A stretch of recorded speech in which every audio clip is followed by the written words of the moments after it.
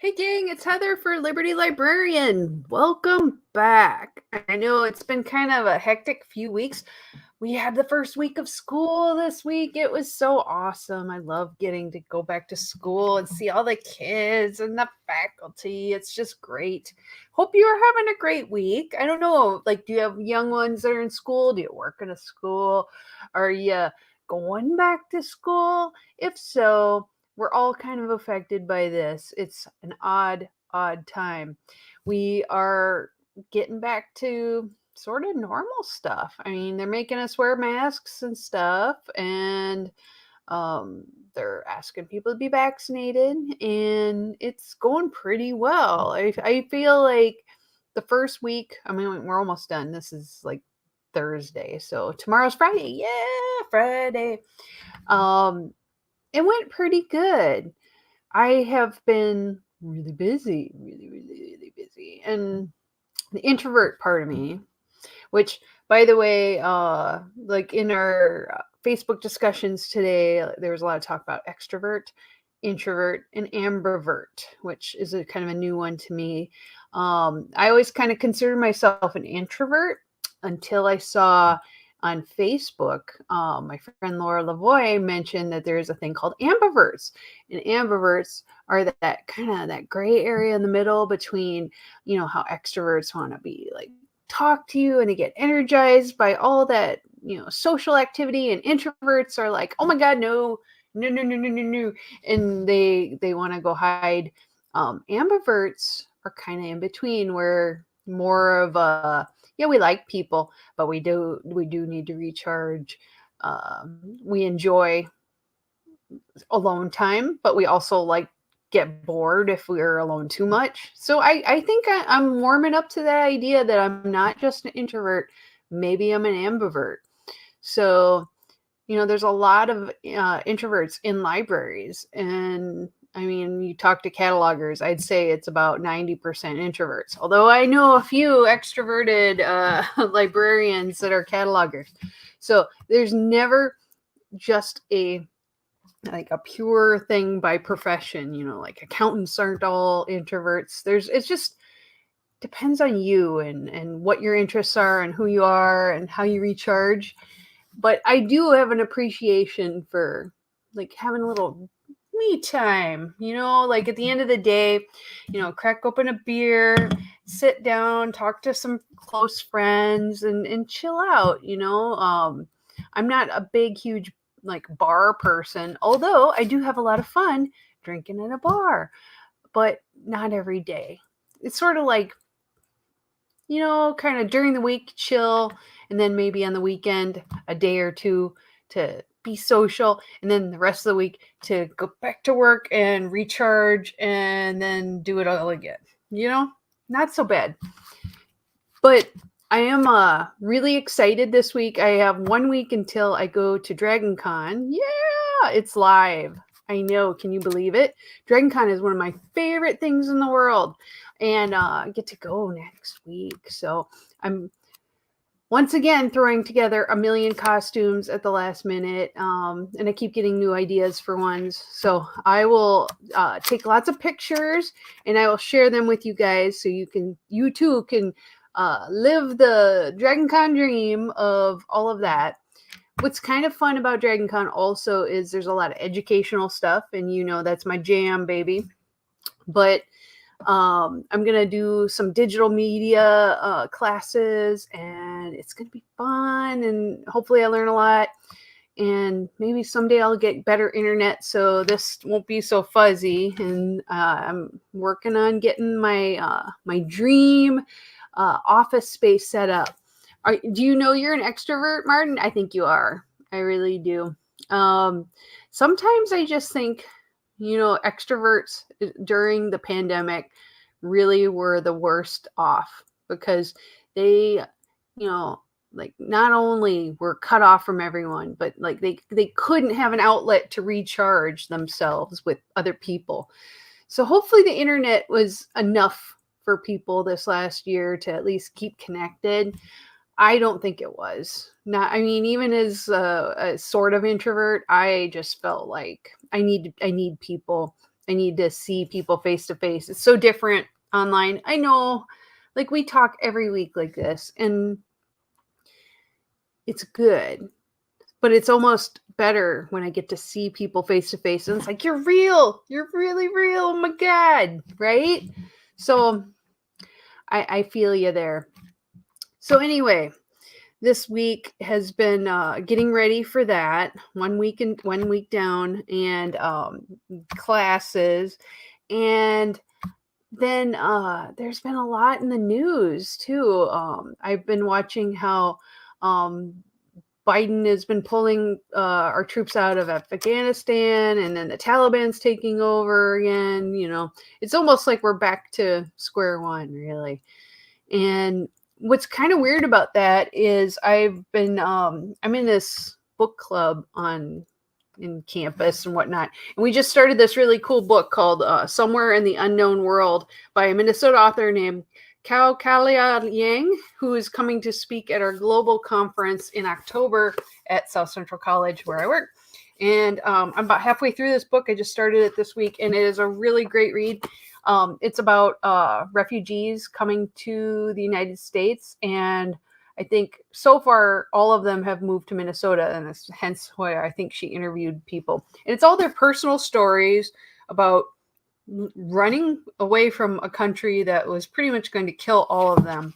And it's people from different parts of the world, like Syria, Afghanistan, I think it was Korea was one of them. It's just an amazing group of stories. And she also wrote a book called The Song Poet, which received the 2017 Minnesota Book Award and was a finalist for the National Book Critics Circle Award, and many other literary prizes. But and she also had another book called The Late Homecomer. So and I missed her last year.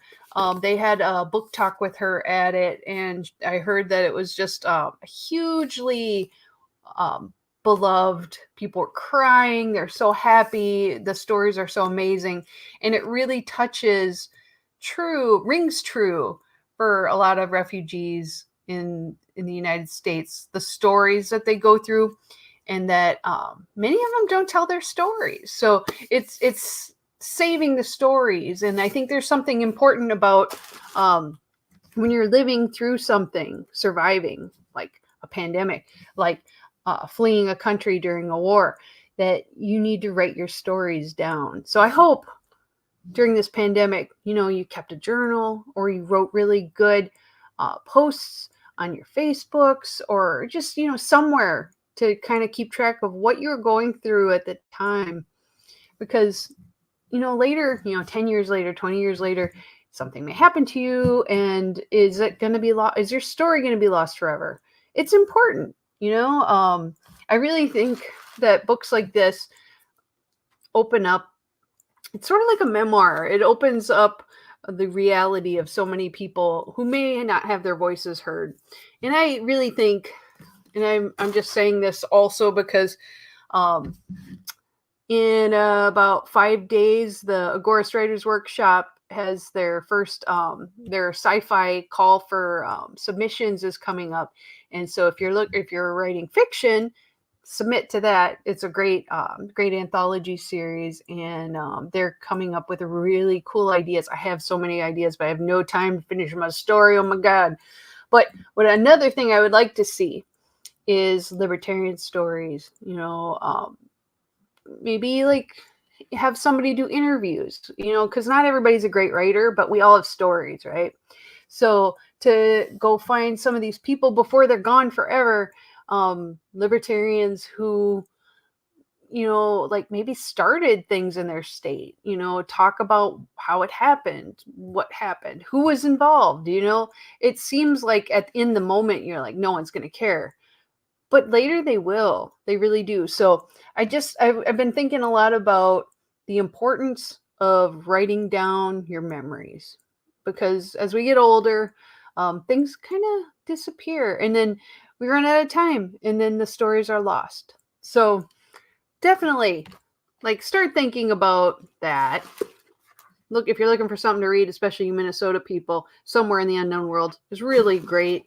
And maybe it'll inspire you to reach out into your own communities and get stories of people. And man, the stories are just amazing. I don't know if she even like adds a little sense of the fiction to it. Not that it's not real, but it's so vivid. I mean, her descriptions are so great. I wonder if her collaboration and interviews with people, if she kind of brought that out of them. I can't wait to get to see her in person because I have so many questions about it all. So that's what's going on. And this week, what I wanted to kind of go over is fact checking. Now, one of the discussions I had with people lately was how do you know what to believe on the internet? Because everything's politicized. It is. And in the past, I had websites that I trusted. And over time, a lot of them have become politicized.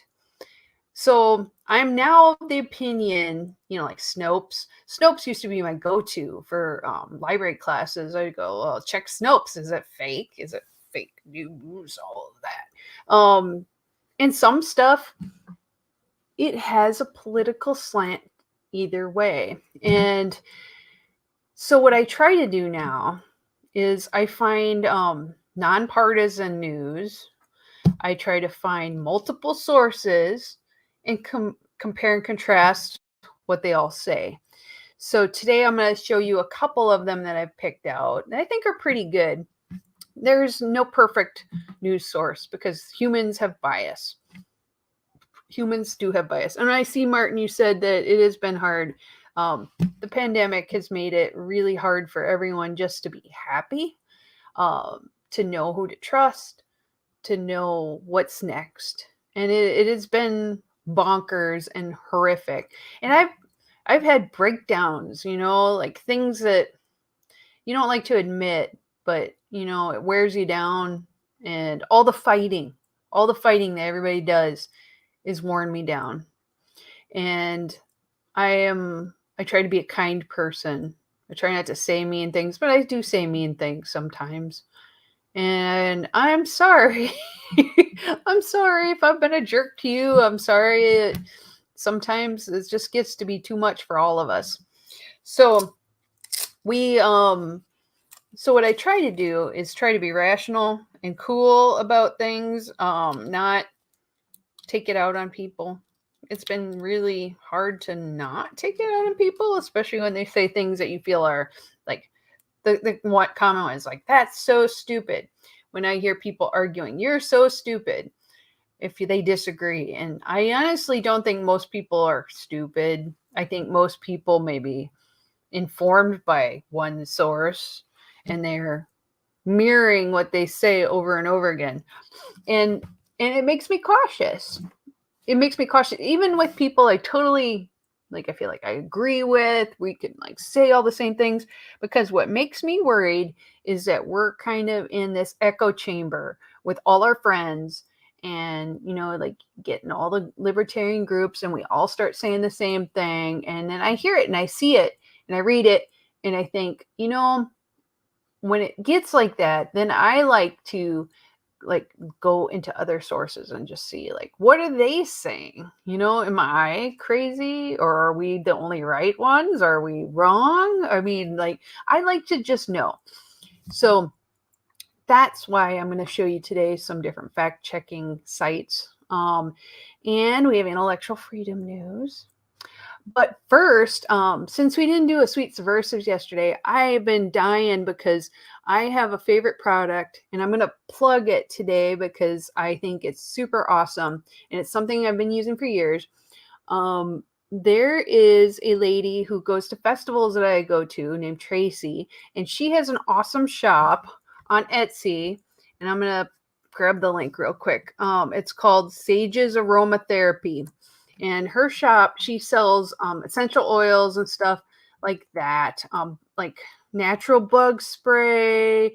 She sells this magic balm that people have used for skin irritations. I know a lot of women who have problems with pain, and it's a nice all natural site. Like everything that she sells like essential oils, she sells sprays and oils and rooms, nice things.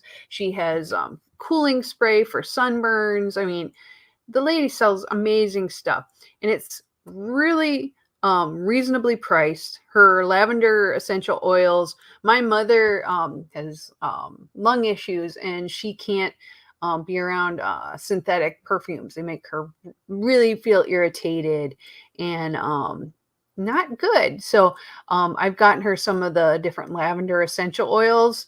And they had used it on their dog before to like help him relax.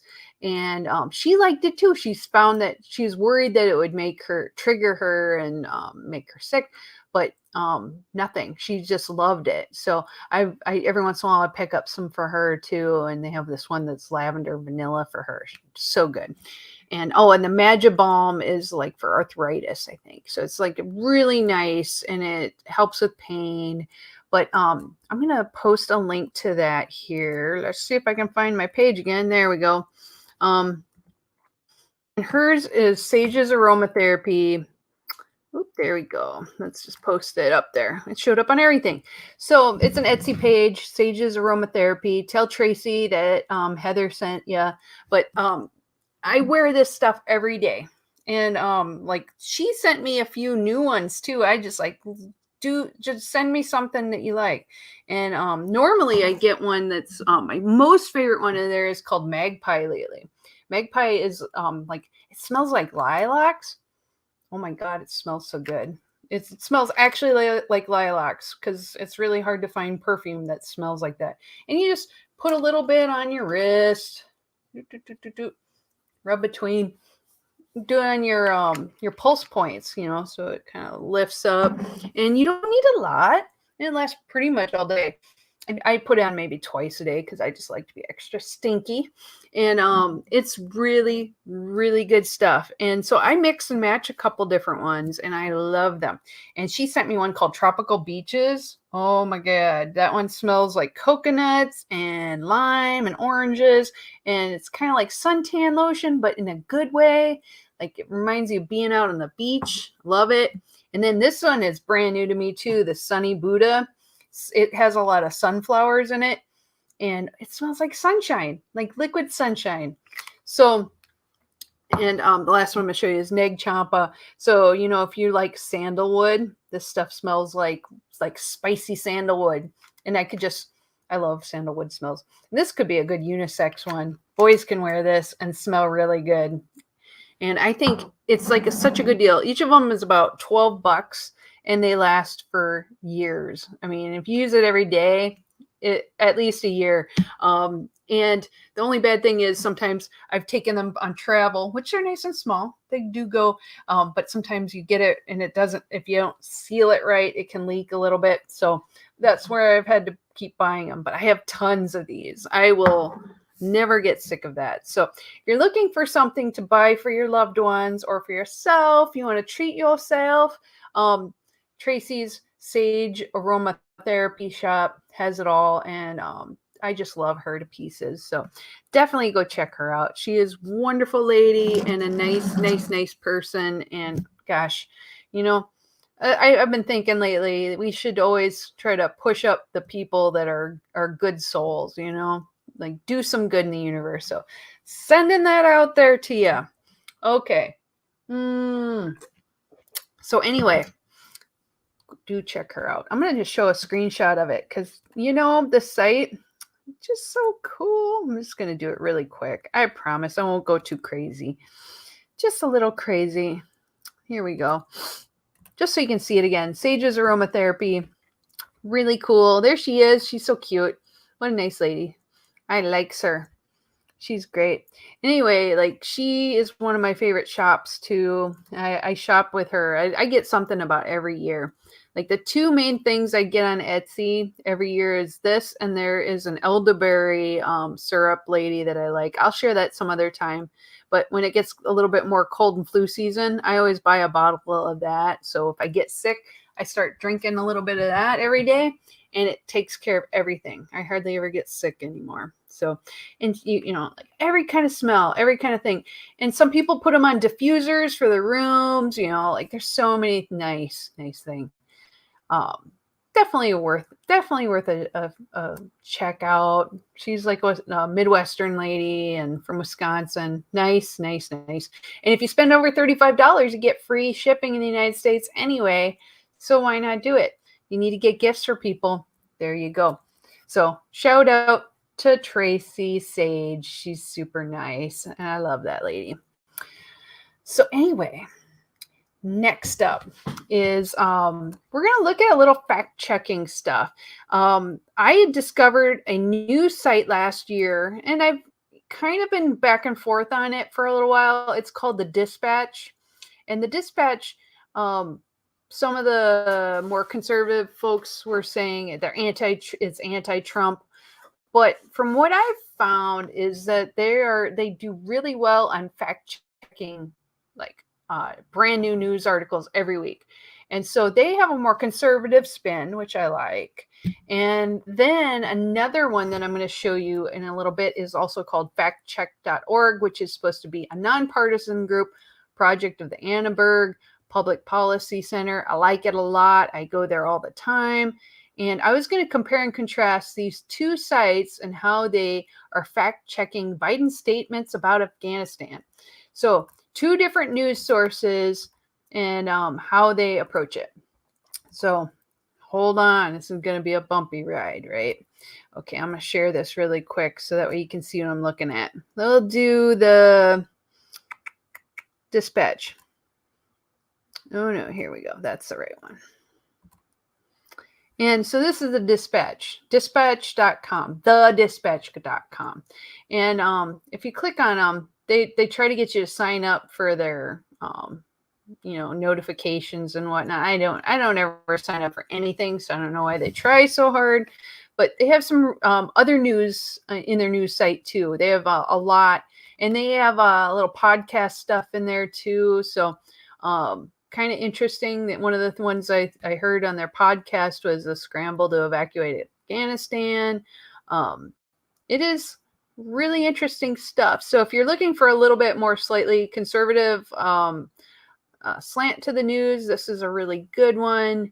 And I'm going to hit back, and this is what I was looking at today. They every week, before I go too far, they do the Dispatch fact check. They have a whole section, so you can go see them fact checking things every week. They are doing the Afghanistan withdrawal. Did Ron DeSantis pose holding an anti-mask t-shirt? They have like all of these fact checking every week, and it is a ton of stuff. So definitely worth a look. I think it's kind of neat. So anyway, and then the other one I was going to show you is the does this switch to that? Nope, it didn't switch tabs. That's good. I just always wonder when I switch tabs how that works. Let me wonder if I do another one. Oh, it won't do it. So I'm just going to just pop to the other one. We'll do this one first anyway. I'm just not sure what I want to do with that. So this is the Dispatch. So on the Dispatch, I'm going to make this bigger. Ha ha ha ha. So the Dispatch, this is what they say. The president claimed Al-Qaeda is gone from the country. I don't really know if I believe that, but he also says that no Americans have been unable to get to the airport, the Hamid Karzai airport. They all have been able to evacuate if they wanted to. So he delivered a speech about the effort to evacuate the Americans and our Afghan allies from Afghanistan. And during his speech, he made false claims about the presence of Al-Qaeda in Afghanistan and the safety of Americans. So at one point, in response to the question about Biden's message to America's partners around the world who have criticized not the withdrawal, but the conduct of that withdrawal and made them question America's credibility on the world stage, Biden responded in part by saying, that Al-Qaeda is gone, which is not true. So more specifically, he said, look, let's put this thing, quote, look, let's put this thing in perspective here. What interest do we have in Afghanistan at this point with Al-Qaeda gone? We went to Afghanistan for the express purpose of getting rid of Al-Qaeda in Afghanistan, and as well as getting Osama bin Laden, and we did. But it is false. Al-Qaeda is not gone. Just because you killed Osama bin Laden doesn't mean Al-Qaeda is gone.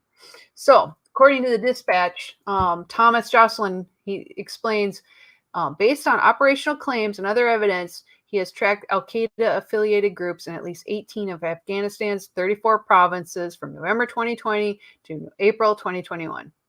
He also points from a report from the UN Security Council from June of this year that explicitly mentions large numbers of Al-Qaeda fighters. So, the president either is lying or he is totally confused about this statement, because that is not true. So another thing that Jocelyn notes is in 2021, Al-Qaeda is gaining strength in Afghanistan while continuing to operate within the Taliban, under the Taliban's protection. So Al-Qaeda broadly still depends on donations from like-minded supporters and from individuals who believe their money is supporting humanitarian and charitable causes. I mean, our CIA was pretty much giving weapons to them. So I don't know why he wouldn't know that they were there. So although Al-Qaeda's ability to launch international terrorist attacks from Afghanistan and Pakistan is limited, Al-Qaeda does have fighters in Afghanistan. So his statement was wrong. And then following Biden's speech, Pentagon Press Secretary John Kirby clarified the statement, because, that's what they do. According to CNN, that, quote, we know that Al-Qaeda is a presence as well as ISIS in Afghanistan, and we've talked about that for quite some time. So backpedal, backpedal, backpedal. That is what we're seeing. So it's kind of interesting. So Biden also claimed that no Americans still in Kabul were having difficulty reaching the airport, the international airport, the last evacuation point in Afghanistan, has not yet fallen to the Taliban. The Taliban has set up checkpoints leading to the airport, which Biden had said Americans are passing through with no problem. This, even by the admission of the administration, is also false. So the claim rose in response to a question from ABC correspondent Stephanie Ramos, who asked Biden during the post-speech press conference, the military has secured the airport, as you mentioned, but will you sign off on sending U.S. troops into Kabul to evacuate Americans who haven't been able to get to the airport safely? And he said they have no indication that they haven't been able to get in Kabul through the airport. We've made an agreement with the Taliban. So either he's working with the terrorists. Thus far, they've allowed them to go through.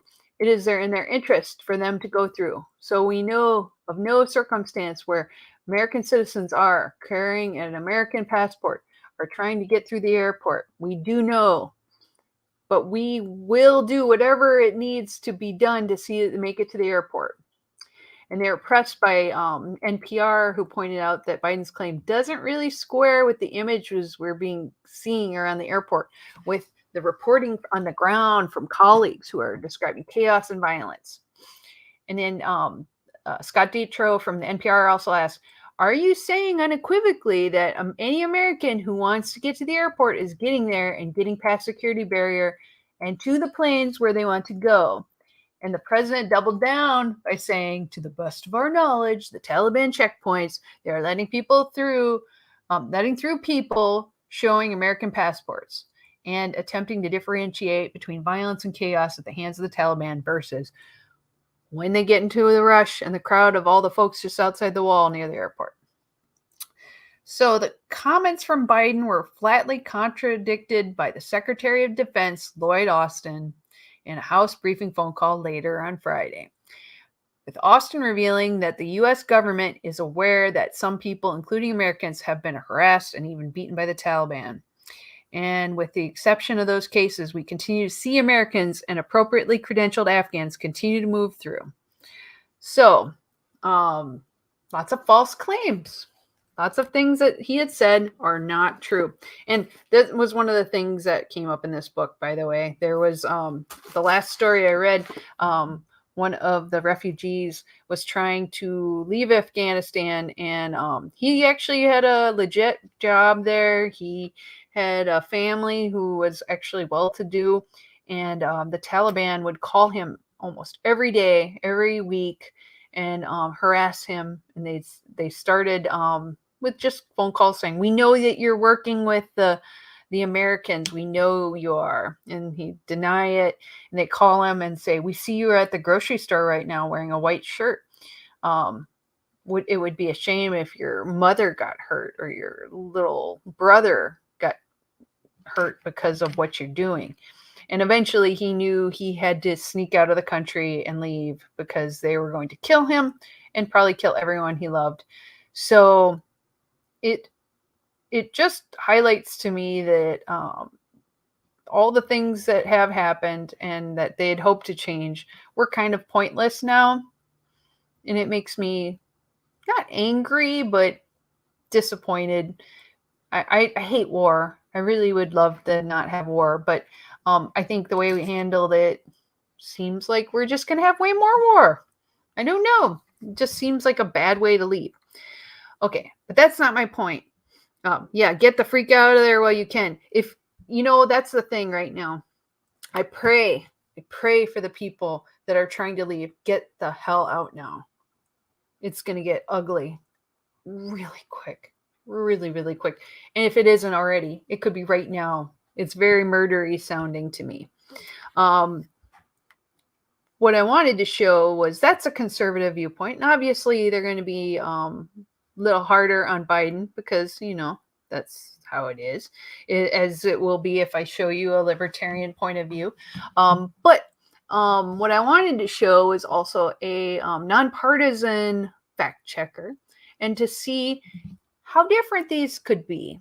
And if they're the same, maybe not.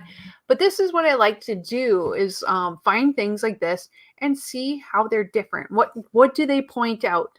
What is it about this fact checker that the bells ring that this is not true? And are they going to say the same thing? And if they do, that means they're a credible fact-checking source. If you see things that are ragingly different, like obviously different, then you're kind of feeling like there's bias, right? It should be almost the same. But let's look. Okay, so I'm going to show you factcheck.org. And that's another one I like a lot. Doesn't mean it's perfect. Nothing is perfect. And you get any author and they can put their own spin on things that can not be so good, right? Okay, so this is also fact-checking Biden's statements about Afghanistan. Factcheck.org. They have a pretty good website. They have lots of articles. You can ask them questions to look up things for you, and topics like if you want to know about Biden or Trump, coronavirus, immigration, climate change. There's so many topics that you can look at, and they do fact checking on all sorts of topics. So I think that's really cool. And they actually look through social media for viral claims, and I think that's kind of awesome. So this is one I like a lot. Not perfect, but really good. So this came from last week, and this same story. Since the Taliban seized control of Afghanistan, capital Kabul on August 15th, Biden delivered speeches and gave interviews to defend his administration's handling of the U.S. withdrawal that preceded the swift fall of the Afghan government. So we look at the president's remarks and how they square with the facts. Here's a similar one. Al-Qaeda is not gone from Afghanistan. And he had said that in that moment that he said, he says, "What interest do we have in Afghanistan at this point with Al-Qaeda gone?" he asked. But Al-Qaeda is not gone. The president has gotten it right on other occasions, including in his remarks to the nation on August 16th, when he said the terrorist group has been degraded.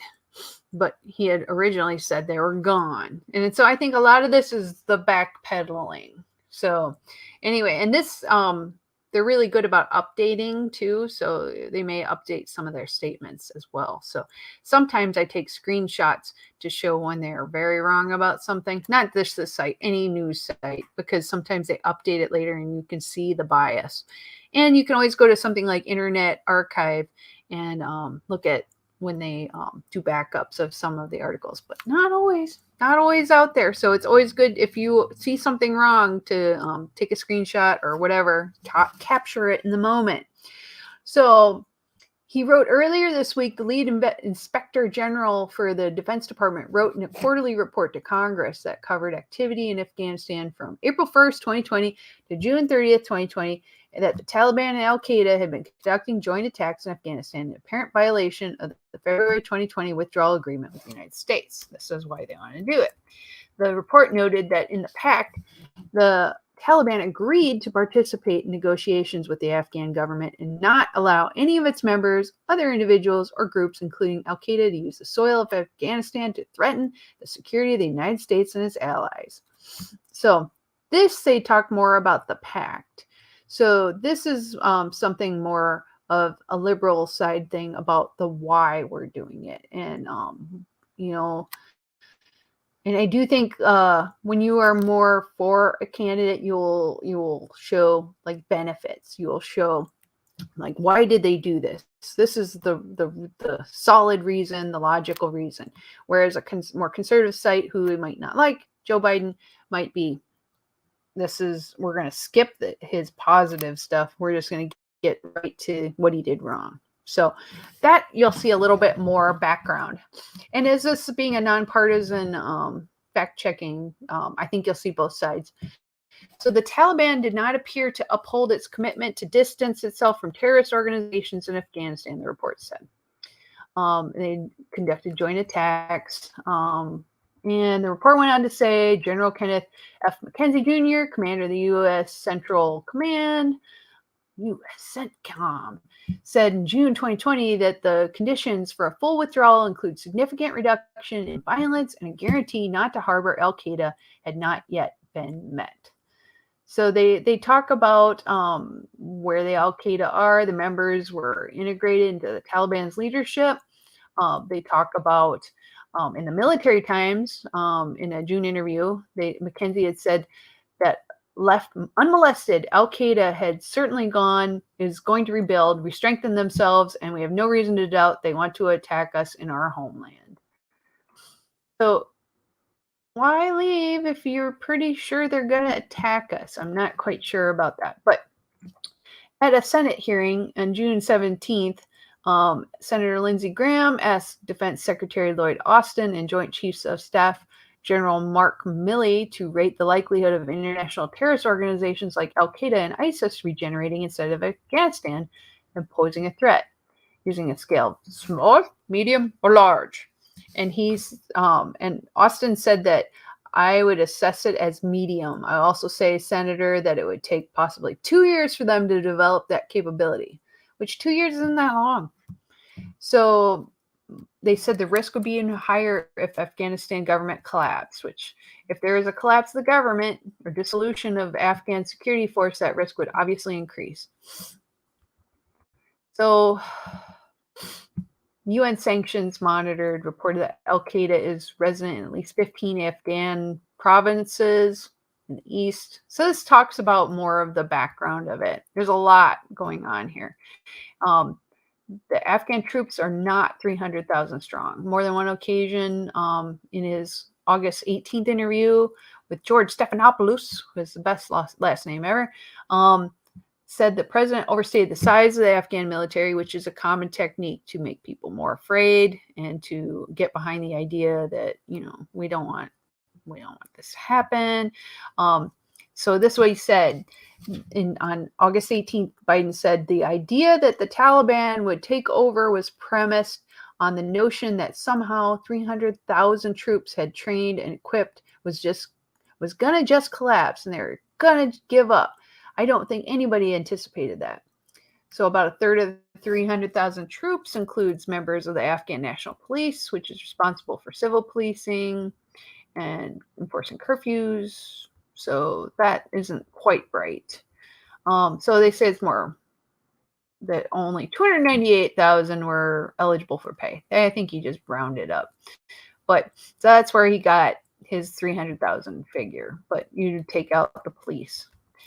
Yeah, and they get way more in depth. I mean, you can tell he warns advisors against withdrawal. So you're seeing a lot of the same things from the dispatch, but it's way more in depth and more explanation about how they had conversations. And in the interview, it says, but your top military, Stephanopoulos said, but your top military advisors warned against us withdrawing in this timeline. They wanted you to keep about 2,500 troops. Biden said, no, they didn't. They was split. That wasn't true. That wasn't true. And he said, didn't they tell you they wanted the troops to stay? He goes, no, not in the terms of whether we were going to get out in a time frame, all troops. They didn't argue against that. So no one told your military advisor did not tell you, no, we should keep 2,500 troops. So and he said, no, not that I can recall. And according to that, the chairman of the Joint Chiefs of Staff recommended to Mr. Biden, he and so Austin and Mark Miley, the chairman and Joint Chiefs of Staff, said they recommended that 3,000 to 4,500 troops stay in Afghanistan, nearly double the 2,500 troops there. Citing anonymous officials, Washington Post also reported that in the week's intensive deliberations, the chairman and the privately advised Biden against a full withdrawal. So he was advised not to. He did it, and that is what they are saying. As the report notes, their highly recently our timeline of U.S. withdrawal from Afghanistan, the Taliban never met the conditions and continue to attack Afghan government forces and welcome al-Qaeda terrorists into Taliban leadership. So, what'd you think? The fact-checking sites are useful. I think that if you're not going to use them, I think it's nice. It's almost like listening to debate. Like, how did this point was it wrong? And somebody to explain each part. I think it's very helpful in interpreting news. However, I do think another way you could go about this same thing is stay on top of the news. Listen to all sorts of sources, liberal, conservative, moderate, nonpartisan. Look at all the sources you can and decide for yourself, because sometimes we all get it wrong. And later history will prove what the truth is. And sometimes it changes under the goggles of what our society really wants to see. So think for yourself. Use sites like this if you want to. I'm not going to make you do anything. But I do think that there is some good to be found in especially nonpartisan fact-checking sites. And there's more than this. The Dispatch was great. I like factcheck.org myself. I found that there's a few others. PolitiFact sometimes has a little bit more of a political lean. I really like Washington Post, but once again, a lot of people think that like the news media is very liberal, and a lot of it is. There's a lot of good out there too, though. So look for bias, look for fact checking. I like NPR, but once again, very, very definitely more of a warm fuzzy slant in my mind, but they're so good. So good. So I just keep looking. I heard of one I haven't checked out yet called Hoax Slayer. I'm going to look at it right now. They spread misinformation, waste bandwidth, and lessen the effectiveness of the internet as a communication tool. Hoaxes circulate via email. Hoax Slayer helps stop the continued circulation of these hoaxes by publishing information about them. So it's kind of like Snopes, but it's more hoaxes. So you want to look and see what fake stuff's out there. You can look at Snopes and Hoax Slayer for that kind of thing too. So if you're unsure, go check it out. So that is what I wanted to talk about today for the fact-checking stuff. And I love that. Intellectual freedom news. Oh man, I talked today. I think because I missed you last week. I just yap a lot. So intellectual freedom news, what's going on? I gotta take a sip. I'm thirsty, man. So what did I want? I'm like narrowing down. I have a huge list of news, and a lot of times I get them from the American Library Association Intellectual Freedom News page, which is great. And that address is oif.ala.org, and I think /OIF. And you can get that every week. They come up with tons of news articles that I could never have enough time to run. I would be talking all day about news nonstop. I'd have to start my own news channel, which I'd love, but who has time for that? I'm taking classes this semester too, so do I have any brain cells left? Probably not. Here is something kind of funny. I just want to do more light news today since we talked about Afghanistan and all that stuff. Have you guys ever played Magic the Gathering? It's like a card game, and I know people get super addicted, spend thousands of dollars on the cards, and it's a lot of fun, but I'm sucky at it. I've only played it a couple times. I kind of liken it to D&D, but with cards, so there is a person who I found this article on a site called Cory Doctorow, and I think it's his blog, but it's kind of interesting. So there's a registration on the copyright of Magic the Gathering cards. So copyright doesn't protect the fruits of your hard work. It just doesn't. No matter how you've heard, the legal basis of copyright, U.S. law, and the international treaties is to protect creativity, not the effort. So if you labor for 5 years to create a catalog of all the houses in a city or the books in a library with the goal of creating a faithful, logical, and linear resource as possible, copyright doesn't protect you. On the other hand, if you dash off a haiku in 5 seconds, copyright will reward you because that's your creative vision, So for 70 years and beyond, I think. So copyright rewards creativity, not effort, is the main line from this. But there's a weird exception to the rule. Thin copyright for compilations.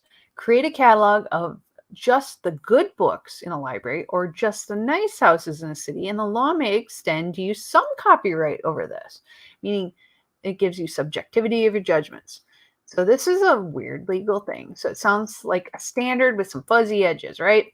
So there's a physics professor named Robert Hobden, a history professor of history with provocative copyright projects, which just sounds amazing, that highlights some of the internal contradictions and bizarre results of copyright applications. So in 2014, Hobden created a controversy by reproducing M.C. Escher's etchings at a nanoscale on silver discs, and he sold those to collectors. The Escher estate, they love to sue the hell out of everyone, took the bait and they threatened a lawsuit. He's baiting people to do lawsuits. So this, you can look at that article on theverge.com. It's called A Nanoscale Art Exhibit Tests the Limits of Copyright. So they said the size of the unauthorized reproduction is irrelevant. What actually does amaze me is the fact that you write that it is an artist who produces these small works. An artist should realize whether something is original or ordinary thievery. You really couldn't ask for a better or worse response from a licensing manager's blanket statements about originality that are clearly, perhaps willfully, ignorant of the artistic debate about originality to claims of thievery in molecule-sized reproduction. So like these things on silver were super tiny. Fair use is a complicated subject, which I often have to talk for hours at faculty because they think everything is fair use. Like, I'm just using it for a class, but it's way more complicated than that. One of the factors judges are expected to weigh is the effect on the use upon potential market for the value of copyrighted work. Is this going to stop people from buying M.C. Escher art? Is it going to make the value of M.C. Escher art less? And honestly, it doesn't always on this nanoscale. So his newest provocative copyright project is a copyright on the Magic the Gathering deck he calls Angels and Demons. This deck is a collection of cards made by a corporation through work for hire arrangements with the creators. Is now claimed as Hobden's exclusive IP. So the public relations around this may prohibit others from using the deck in tournament play. And it says it's all about owning culture and people's participation in culture through copyright. This dude is like right on the edge of it. He's almost like performance art with copyright. I've never heard of anything like this before. He says that this could spark a stampede to register copyright in Magic the Gathering decks, which are painstakingly assembled for home games and tournament play, sometimes with big dollar cash payouts. It's a whole thing. I assure you, it is real. And take the best decks out of the game. This is a gnarly question about ethics, mechanics, and practicalities of the U.S. copyright law. People are going to abuse it. And it's kind of interesting. So it's went from beyond a thought experiment and into esoterica. So back in 2014, Jennifer Jenkins and James Boyle published the Open Intellectual Property Casebook, a free, superior replacement for the standard law school textbook that sold for $200. And there's a link to it that's web.law.duke.edu/CSPD/OpenZip/#Q01. So you too can have this open source standard law school textbook for free. And I'll have to ask my one freshly minted law school friend, Matt, what he thinks about that. Have him take a look, see if it's worth it.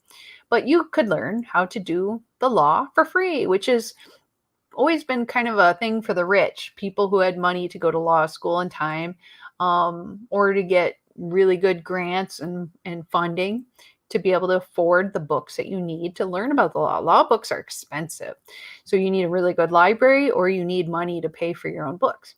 So these people are the country's most esteemed copyright scholars with a flair for producing distinctive and accessible copyright text aimed at students, scholars, and general public.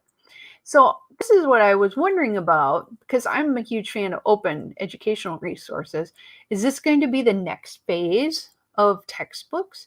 Will people be sort of meshing copyright into taking text, moving it into a way that makes it fair use or possibly free? Could they make money on it? It's really interesting. So there's a comic called Theft, A History of Music. And they had some great classics. These are the same ones that did Bound by Law, Primer and Fair Use in Film and Comics. Theft, A History of Music isn't just a great comic. It also reveals that M.C. Escher's estate's beliefs about originality are ahistorical, legally incoherent, and artistically nonsensical tosh.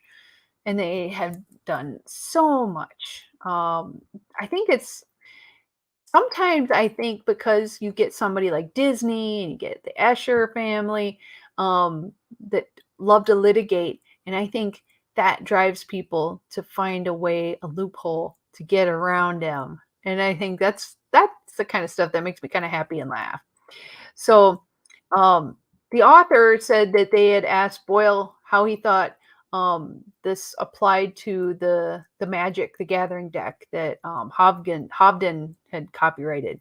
And he said, while Copyright Office registration nominally carries the implication that underlying work is truly original and eligible for copyright, courts give this varying weight. So one court can say one way and the other can go another way.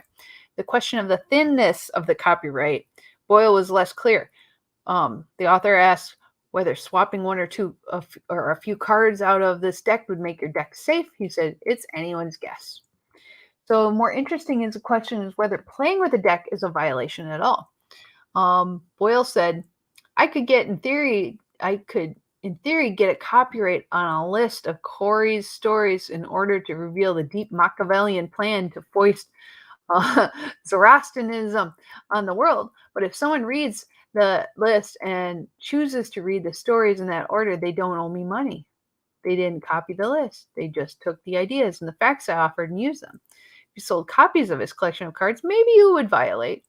But if you assemble your own deck with the cards in it, the argument is much weaker. So definitely look at Jenkins and Boyle's free casebook if you want to know more about copyright law and the fine points. There's a lot of free adaptable IP casebooks. There's Barton Beeb's The Trademark Law, an open source casebook. There's Copyright Law, Cases and Materials by Gene Frommer and CJ Sprigman. There's a whole list of them. So if you're interested in learning more about this, this site is kind of difficult to get into, but I'm going to post a link here. He gives only about one free 2 or 3 stories a month, and you can sign up for Medium and get an extra one. But this one seems like it's worth checking out. And definitely just be careful about it. Here's the link if you're curious, and I'm going to post it on the screen. It's if you go to the American Library Association Information Literacy blog, that's one of the ones on there, and I think it's a really good resource. But I thought that was kind of interesting. And I just saw, Martin, you said something. None of my music copyrighted. It's out there for fair use. You could throw me a few dollars if you like it. I love that idea. I think that that's the new world order, is people appreciating you for your talent and your hard work, and sending some money your way if they think you're doing a good job. And I like that. And I also believe in recommending people. So, check out Martin Williams' work. It's just so cool to get to see friends doing well, being artistic and creative. I love all my friends that are writers and musicians and artists and talented folks out there, right? So, and craftsmen and craftswomen making stuff. If you like stuff, support it. Don't just throw money at Walmart and Amazon. Throw money at people that are real, right? So I think that's about all the news I'm going to cover tonight. But I love the idea that we could be changing things. Things could be really changing. I love the idea of open source. I love the idea of open education and teaching people, and if they really like your stuff, sending you some money, because ideas they should be free. Ideas should be free. Reward people for their hard work, though. Yeah. Okay. So on that note, I think there's a lot of really good stories this last week. I'm so bummed because I could have went and talked about news all freaking day, but the week is coming to an end. And you're just on the street. If you send me stuff, post on my Liberty Librarian Facebook page if you want to, if you have music out there that you want people to check out, Martin. You're a regular. I want people to discover you and make you rich and famous. Just like I want to be rich and famous. I'm never going to be rich and famous. But I'd like all my friends to not be hungry and to do well, right? So, just support your friends. Just support people that you enjoy. That's not so hard. So anyway, have a great week, guys. It's just so good to talk to you again. I'm sorry I missed you. It's been really hard getting ready for class stuff, and I am going to be a busy girl this next few weeks. So I am hoping that there's a lot of fun stuff coming up. I have a lot of stuff hopefully to share next week, and we will be getting ready for DragonCon. So I will be giving you a little preview next week of DragonCon costumes, and I'm probably going to be doing a Sweet Subversive Liberty Librarian match show, and we'll be posting links on both of those sites so you can enjoy the travel and trip with me and Kara, and it will be a lot of fun. So I hope, no worries, man. I hope you have the greatest week ever, and I love you all. Have a fantastic week. I always appreciate getting to see you all. You're the best. Take care, friends. See you later.